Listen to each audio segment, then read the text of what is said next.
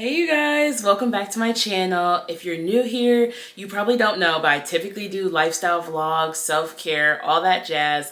But today I want to do something a little bit different because it's January, it's 2023. I just felt like it'd be a really good time to share with you guys some stuff that I've learned. I am 23, I'll be 24 in July. Go Cancers.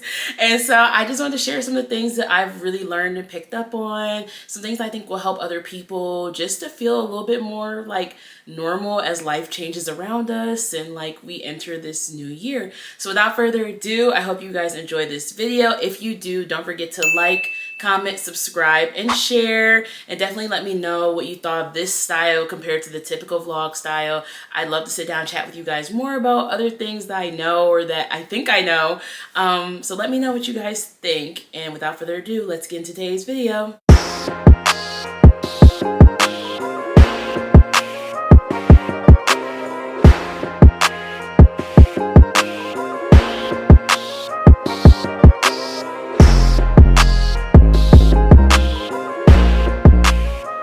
So today's video is things I learned in my 20s. Like I said in the intro of this vlog, I'm 23. I feel like I'm like very early 20s, but I feel like I can still be reflective and like tell y'all what I've learned. I feel like my experience is valuable. So today I want to just do that. Also, if you guys see me like looking down like while I'm talking to you, it's because I took notes on my phone and I really want to be able to like be concise and like really remember what I wanted to say. I feel like I'm pretty good at public speaking. I did debate and all those things, but every now and then I feel like I get too wordy and I forget like the main point, and then people are on here like, girl, this was 3 hours of what?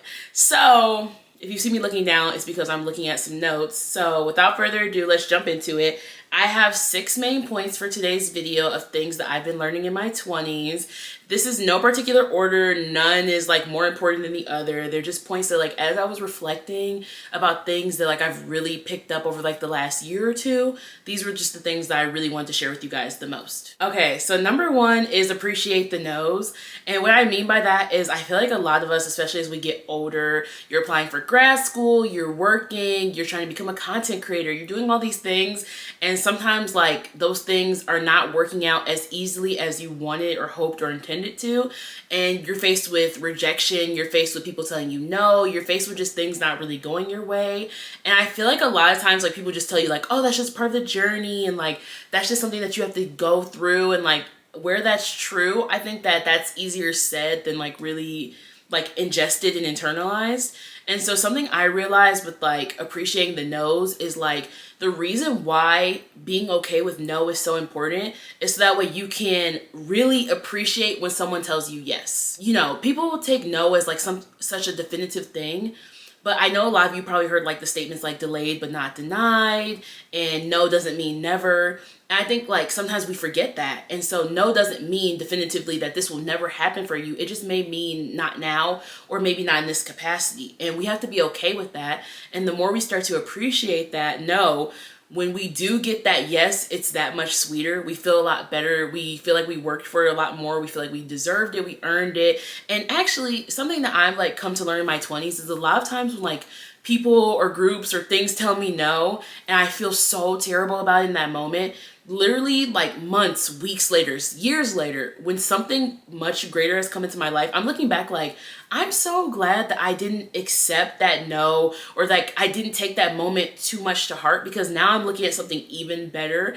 And I know people hate hearing that, like something greater might be in store, but really sit and think about like all the times in your life that things have not gone your way or gone to plan. Think about years later when you were okay and you were fine and you were back in a good space from whatever that moment was.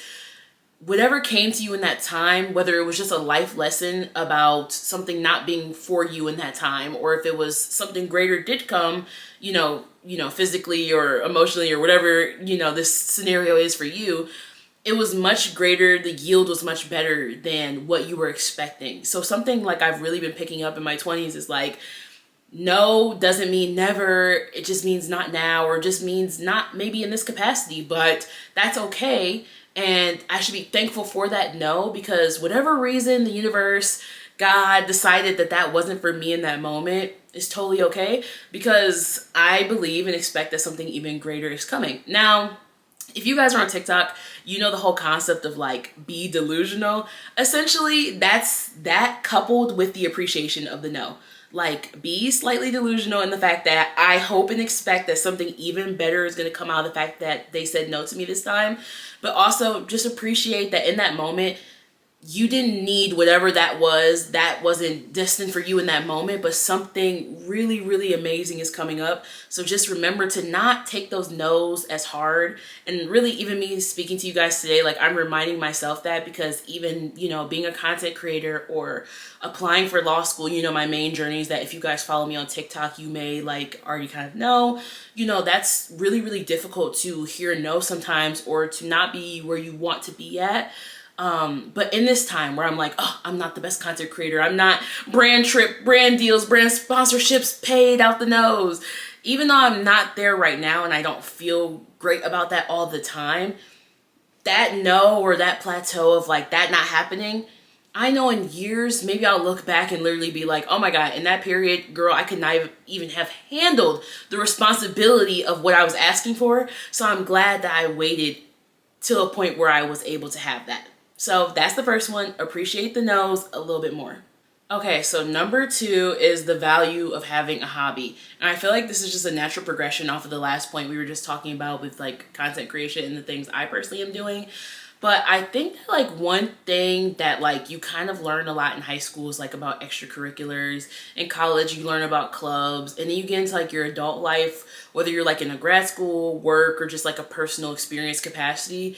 And you kind of like forget to like do things that like make you happy, or forget to like try new things. I think a lot of us get like stagnated in what we're currently doing, and we're like, okay, cool. And then we forget that like the point of life is like to really enjoy the other things around us, to try new things, to really like find our passions.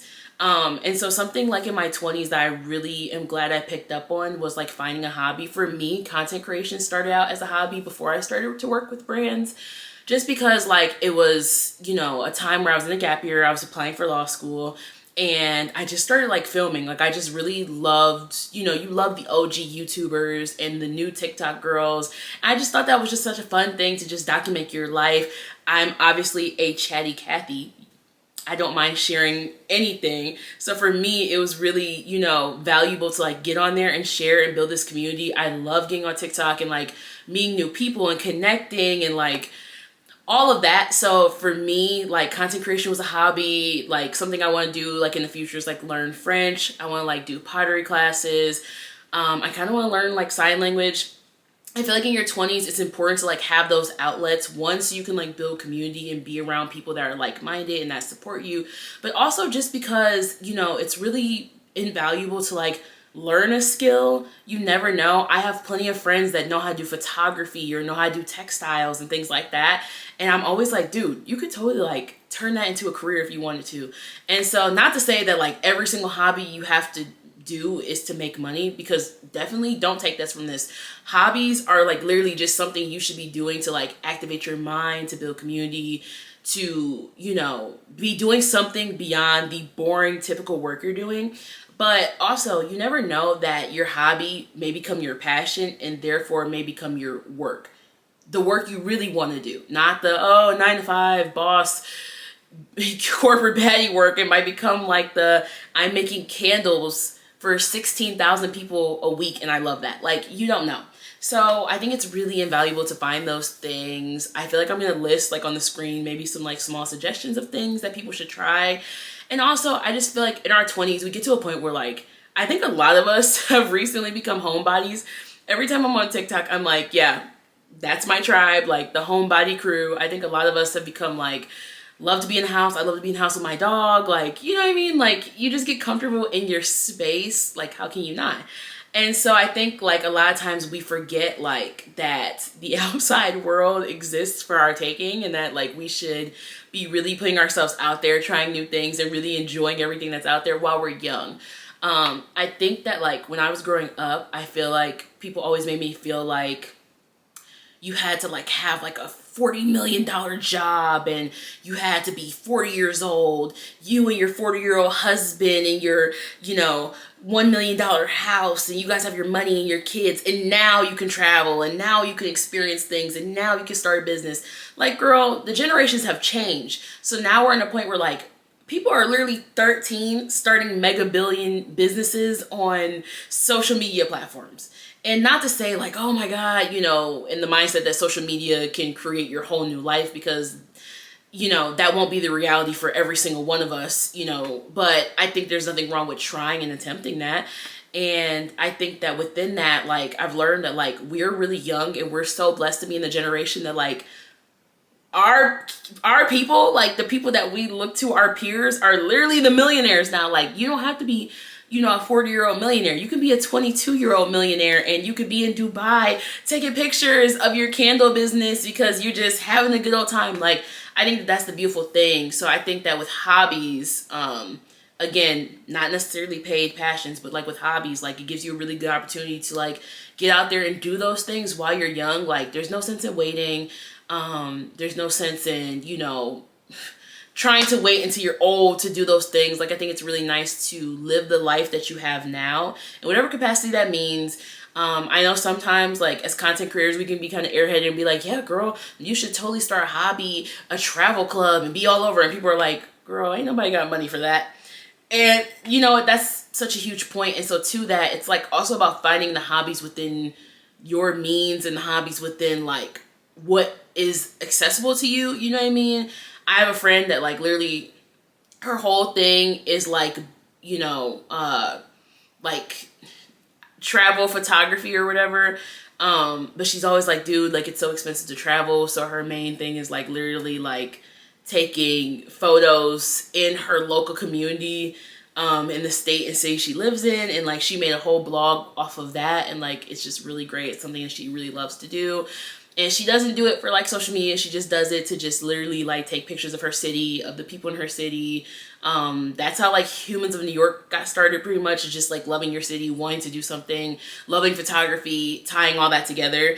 And so with that being said, like whatever's accessible to you and ties into what you're passionate about or something that you want to try, access that and do that. So that was point number 2, is to really find value in a hobby.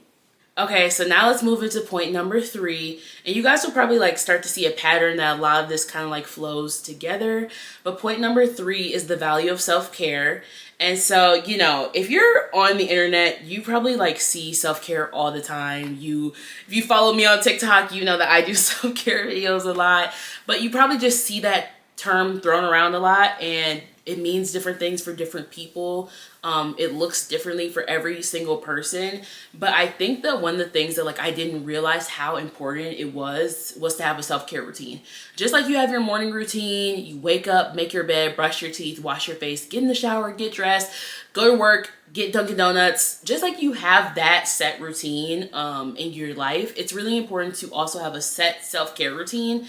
And I don't mean it has to be, you know, okay, I cook this dinner, I light this candle, I do these things, because sometimes that's how it looks online. It's like, it doesn't have to be that. Self-care can be something as simple as like eating good foods, meeting up with people you haven't like talked with in a while, connecting with your family and friends, sleeping, watching the Mindy Project on Netflix like I'm doing this week. Like, it could be something as simple as that. And so no matter what it is, it's just important for you to like access that and do that. I think that like, you know, I'll just speak from personal experience. Like, y'all know, if you follow me, I'm from Detroit, Michigan.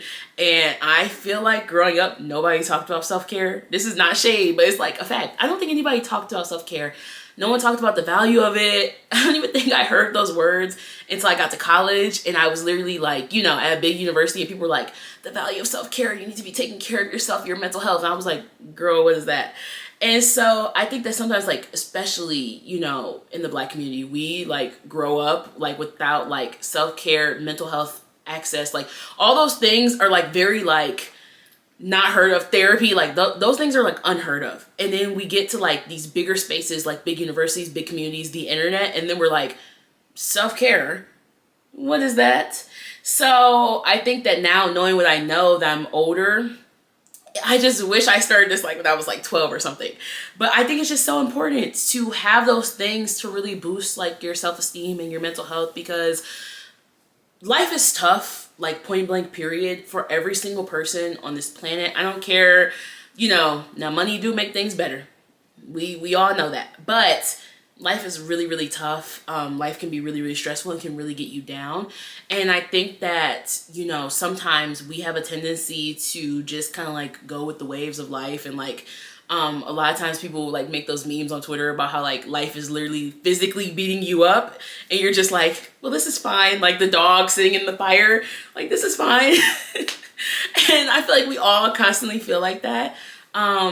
But it doesn't have to be that bad. I think it's really important to find those things. It kind of goes back into the hobbies things, because I think some of my hobbies are my self-care in a way. Some of the things that I do are actually, they're intertwined with self-care for me.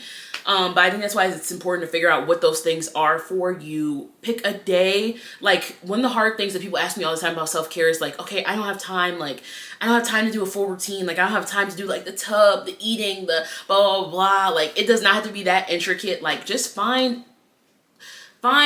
off by finding 10 minutes in your day when you wake up, when you're on lunch break, in the evening, where you can just like sit quietly. Journal maybe, watch your favorite show, eat some M&Ms, but just sit. Don't let your mind like be racing with all the things that you have to do, haven't done. Just sit for just 10 minutes. One of the things that I've been doing, is I got the 5-minute journal. I'll probably insert something here about it.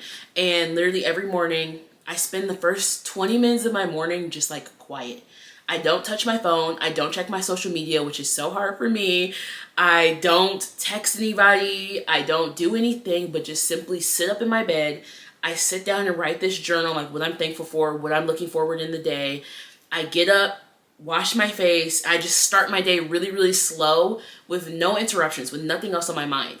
And it makes my day like feel 99% better. Like I feel really good going into my day, versus the days I don't do that. I'm like, ugh, I'm already waking up tired. I'm late to get my coffee. Like I'm already irritable. So just try that. Like start with like 5 to 10 minutes of just silence, of just journaling, of just peace. Like you don't have to do exactly what I do, but just start with like 10 minutes. Doesn't have to be in the morning. It could be right before you go to bed. Just 10 minutes of nothing. Or 10 minutes of something, like turn on your TV for 10 minutes and watch your favorite episode of your show. Just for a few minutes, just to give yourself time to just not be thinking about everything around you that's bringing you down, that's bogging you, that's making you feel tired and exhausted. Just give yourself time. And then from there, like, you know, then eventually you might become a self-care guru like your girl and start to develop things that like when you're feeling bad are your coping mechanisms for that. So things like, okay, girl, I'm gonna do my skincare because I know that when I have on that Dr. Jart face mask, I feel very luxurious, i.e. I feel very good, which means I'm not thinking about the things that are making me feel bad. So then you'll start to develop those things. Or like, I love hot chocolate. So whenever I want to do self-care, like if it's not wine, it's hot cocoa. So then you'll start to find those things that like bring you comfort, and then you'll be able to naturally integrate those into your day. Self-care routines don't have to be an hour full of steps or a whole day, a whole Saturday. It can just be the small things that you're intertwined through your day. You could be at work and it could be something as simple as opening a new pack of pens. If you're one of those people that loves like the smooth felt tip pens. It could be putting a new plant on your desk. It could be going to Trader Joe's to pick up your lunch so you could just walk around this nice area of people with flowers and you could just feel good. It could be going on a walk. It could just be the simplest things, you guys, but just start to incorporate those things a little bit more. I feel like in my 20s, like I'm so thankful that I started to do that. I'm so thankful that the internet was like, self-care, self-care, self-care, self-care, self-care. And then I was like, yeah, let me try it. Because I feel like those things have helped me tremendously be able to cope with the crap of life. So I feel like it's really important to be able to, you know, do that. So that was point number 3, is to become, you know, more aware of your self-care routine, those self-care habits, and to become, you know, add them into your routine a little bit more. Okay, so moving on from self-care, point number 4 is getting more into like your grown things, your grown relationships. So this point is basically like realizing that your relationships are probably changing and that's okay. One of the biggest things that I've had to learn, or that I learned at the end of 2022, is like the friendships that you may have had or developed before your 20s, like they're not going to be the same in your 20s for a few reasons. One, you know, maybe these are friends from college or from middle school or high school or whatever. But, you know, you're going to get into your own career, into your own path, into your own like right and way. And so are your friends, so are your family, so are other people that you connect with. And so whereas like things that you guys did, or like the way you guys checked in, or the way that you guys like did certain things like in that circle were before your 20s, they're going to be completely different in your 20s. I remember I had a mentor that literally told me that when I was in college. I was like, girl, you don't know what you're talking about. That's you and your friends, not me and my friends.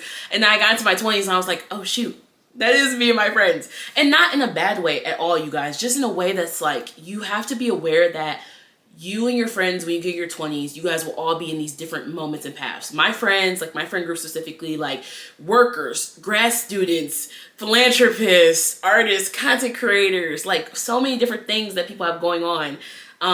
And so we have different schedules, which means like where we were in the group chat, like, ba, ba, ba, ba, ba, ba, ba, now it's more like, ba, ba, ba. And those are things that you have to learn are going to happen. Like, it's new territory. I think one of the things for me that I am not like shy about sharing is like, I am not good with change. I hate when things change. And so for me, the growing territory of like my relationships being different, my connections being different, my conversations being different, that was really hard for me. Things that were like funny became more serious, you know what I mean? And then you have to be understanding that like, whereas like if you're like a person like me, like you are very unchanging and of everyone else is constantly changing around you, you have to realize like that's not a reflection on you, but it's a reflection on the people around you. And not in like that shady bad way that people like to say that on Twitter, but like in a way that you have to therefore be understanding of that. Just like hopefully the people in your life that love you will be understanding of the fact that like it might be a transition for you to get used to the fact that things are different. It's kind of just like when you were in middle school and then you got ready to start high school and you were like, geez, this is so like starkly different. And even though you might have come with the friends from middle school, or maybe you like went to a new school, you had to go through the process of like making new friends, meeting new teachers, learning a new schedule, you know, all of those different things. And that was probably really, really difficult. And so I think sometimes we forget that like we've done that before, and we get into our 20s and we're like, this is so different, but like, no, you've done that before, you survived it before. And so one of the things I've really learned is like your relationships are going to change. My mentor used to say like even your relationship with your parents is going to change. I feel like you go from like being like, not subservient. I don't know why that word popped in my head, but like you go from like this parental relationship to then more so like having like a friendship, you know what I mean? And even navigating that, like what you can and can't say and what you can and can't do. And like, you know, for me, I'm a very loudmouth person and my parents are very understanding of that. And so even like, you know, getting to learn that and learn my space, my boundaries, and, you know, different things like that are really, really important.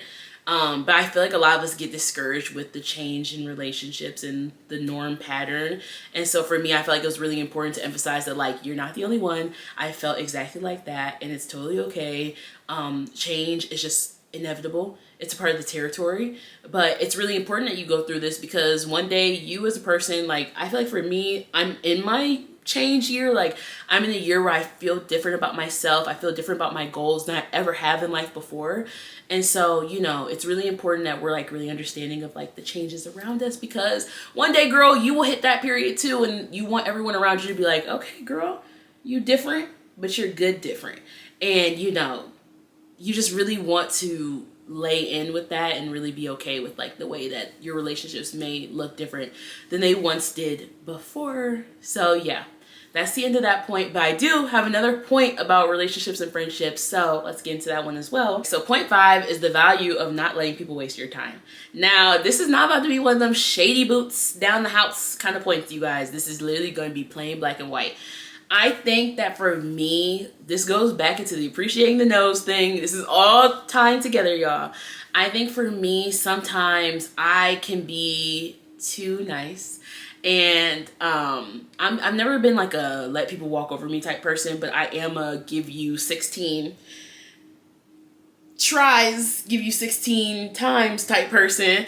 And so for me, I had to learn that a lot of times, like, I would be letting people like waste my time. Instead of moving forward from certain things, I would just allow people to continue to waste that time of mine and convince me like, okay, yeah, eventually I'll get to a point where like I'm okay and I'm ready to come back around to these things and chat about them again. And you know, doing that was so hard for me because I'm one of those people like, I will wait for you. I will wait for however long it takes for you to be like, yeah, here's what's going on. Here's what I need from you. Here's what I don't need. And so for me, you know, I let people do that a lot. I let people push me away a lot. When I know that like as a friend, as, you know, a mentor, I am very like hands-on. I'm very like, if I care for you, I care very hard. And so for me, like that was really, really hard. And I'm also thinking about some other things that my friends have been going through as well. And I'm not gonna, you know, put what they've been out there, but they know, my girls know. And, you know, just thinking about the fact that like occasionally we let people like really waste our time. We really let them not make us feel good. And we really make them feel like they're obligated to be able to, you know, make us wait for them. And I'm not waiting on anybody anymore in 2023. I'm sorry. Like I'm, you know, it's hard because I'm a Cancer and I'm an empath and I really care deeply about people.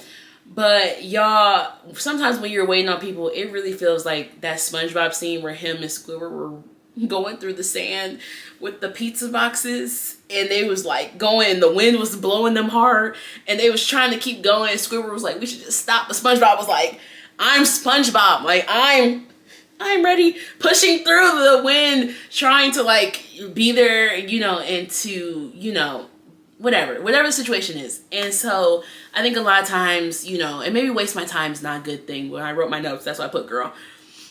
But I think it's really important to just to know your own value and worth in the relationships that you have and to not let people play around with that.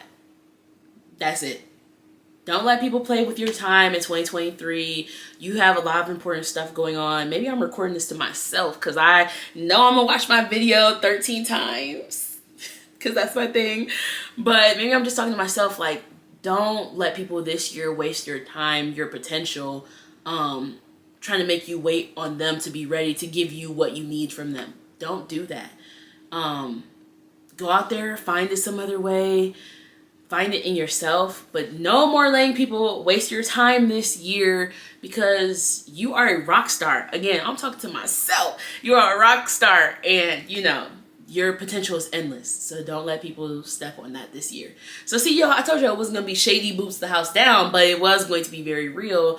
And hopefully that spoke to somebody else. So let's get into the final points.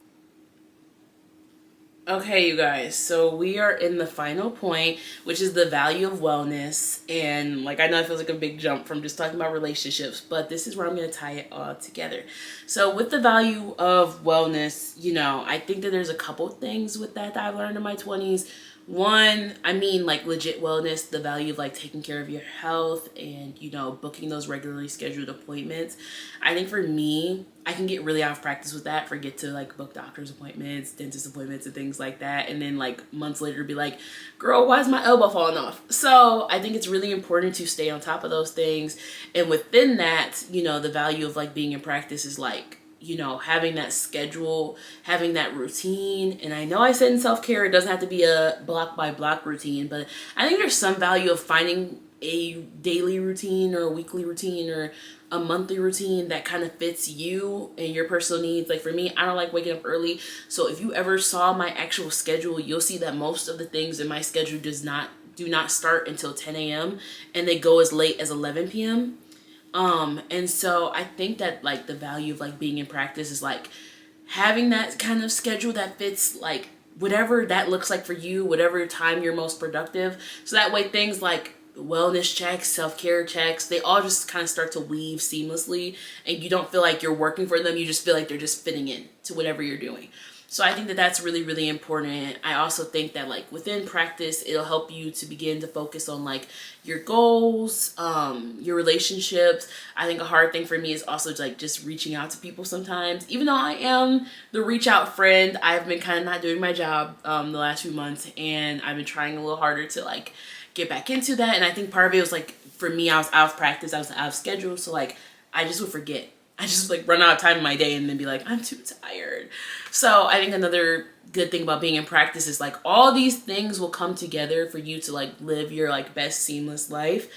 And I think also practice itself, not just like the whole art of like wellness and self-care and scheduling and all these grown people things. I think it's also just about like literally the word practice. Like for me, I think that I get kind of sucked into looking on social media and seeing people with these perfect scheduled lives. And I feel so terrible because I'm like, why can't I do that? Like, I am that girl. So why can I not be that girl when it comes to scheduling and practice and Pilates and all these different things? And I had to realize that like a lot of the things that I want to do in that kind of realm, they just take practice. They just take time. It just takes some days waking up at 6, some days waking up at 8. It's not an exact science. I think that sometimes we get on social media and we think that it has to be exactly perfect. It has to be exactly toned into this one thing. It doesn't work that way. I think that's the beauty, is like it's gonna be different for all of us. So with practice, it's just about finding those things, working that like niche life out for yourself, and just figuring out like, okay, like what is gonna work for me, what's gonna make me the most productive, what's gonna make me feel the best, what's gonna make me connect the most with my community, and then doing that, and then saying, okay, that didn't work, and then doing something different and being like, okay, that kind of worked, and just keep doing that trial and error process until you really come into your full practice, which is essentially just bringing all those things we talked about together. And so hopefully all of these points really resonated with you guys. I'm really hoping that someone out there who's either coming into their 20s, is already in their 20s, has passed their 20s, is sitting there like, you know what, these are really, really good lessons to carry with yourself throughout your life. I kind of wish, you know, I'm so blessed. I have my mom and I have mentors. I have like, you know, people in my life, like other women that have like kind of talked to me and helped me through things. But like, I don't have a sister. I don't have a big sister. And so for me, it's so funny how I've become like a mentor or big sister to, you know, people that I went to school with or people that I was in organizations with. And one of the things is like, I love sharing my life experience. I love sharing, you know, these moments or these big ahas that I have with people.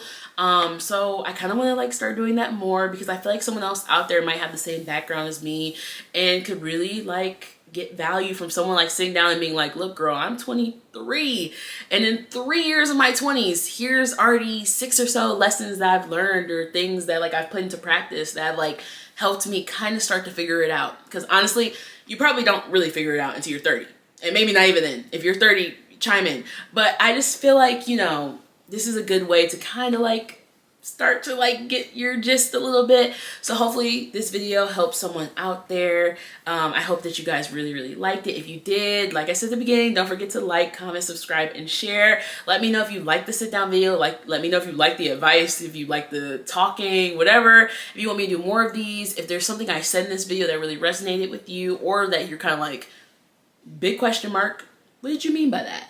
Then definitely just comment down below, and I'll try to respond and like really, you know, engage with you guys. But without that, this is the close of the video. Thank you guys for being here, listening and watching, and until the next video, bye.